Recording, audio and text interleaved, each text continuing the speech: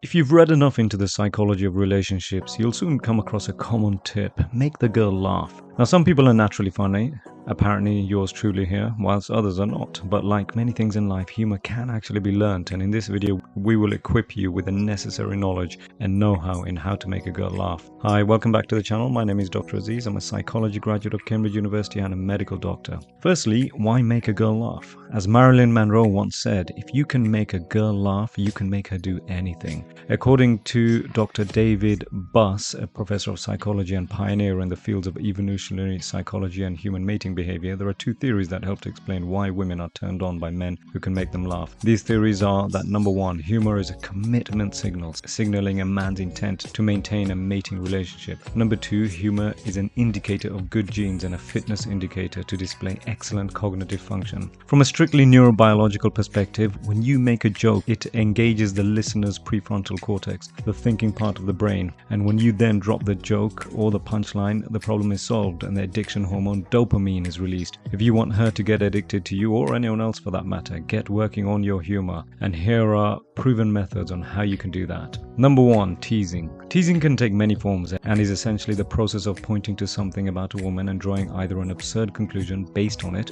or playfully making fun of something she's doing, saying, or representing. The thing to remember about teasing is that you do not want it to come off as mean or serious, but you do need to create a little bit of sexual tension and take a few risks. You also need to make the girl feel something, and proper teasing can really help with this. There are many different forms of teasing. Examples include taking things she said out of context, making absurd judgments based on things she said, fixate on something that mildly irritates her, giving her a nickname or a pet name, and pretending that you know a secret about her. But regardless of exactly how you tease her, remember that the end goal is to make her laugh, not to make her self-conscious or to make her feel bad about herself. Number two, witty remarks. Wit is the ability to say things that either link two unrelated things together or to otherwise draw some kind of clever connection or distinction between two or more otherwise unrelated things. For example, she says, "Oh, don't be shallow." You reply, "Excuse me, but I enjoy swimming in the deep end." The thing about wit is that it needs to be spontaneous and creative. It can be a double-edged sword.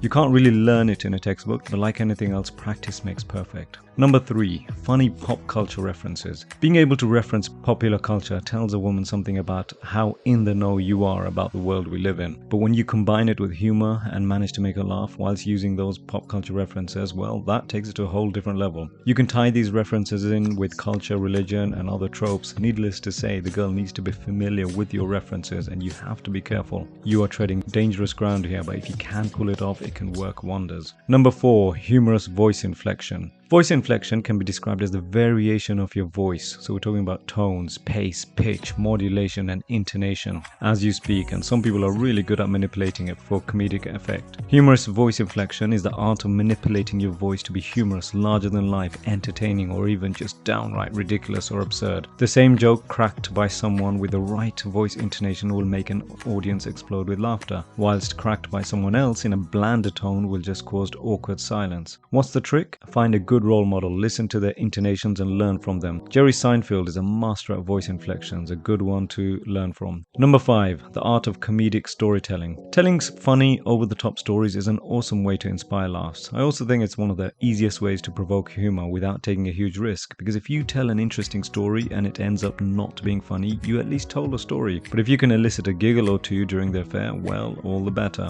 Number six, be unpredictable. Being unpredictable really strikes at the heart of what comedy is. At the core, we laugh at things because they're just close enough to normal to be relatable, but also just at the edge, enough to strike us as being completely unexpected. This type of humor is actually called surreal humor. It's a type of humor that's defined as predicated on deliberate violations of causal reasoning, producing events and behaviors that are obviously illogical. What's the trick? The trick is to be unpredictable in ways that'll strike a humorous chord with your audience. Russell Brand is a perfect example of this and someone to look up to. Number seven, start every conversation off with humor. The trick with this one is to be super mindful of how you start out every single conversation thread. This is important not just at the beginning of a conversation, but also every time you change subjects. This sets the encounter up to be more fun and also sets up your jokes to be funnier when you drop them. Number eight, call out cliches in a comical fashion. The premise is simple. When you're talking to a woman and you hear her using a stereotype, call it out in an over-the-top, semi-ridiculous fashion. First off, this lets her know that you are teasing and not actually trying to be a jerk. Secondly, the over-the-top energy when delivered in a positive or comical fashion is in itself fuel for comedy and can be a very powerful method for making her laugh on its own. When combined, these two things are a surefire method to elicit some giggles and maybe a little sexual chemistry as well. Number 9, make absurd or over-the-top physical expressions. We all know 70% of communication is body language, so make sure to use appropriate physical expressions. This type of humor basically utilizes the over-the-top movement of the arms, legs, body, face, and anything else to emphasize a comedic point. But if you've got the moves, this can be an awesome method for eliciting some laughs from the lovely ladies on your radar. Anyway, I hope you learned something useful about the psychology of humor and romance. Be sure to check out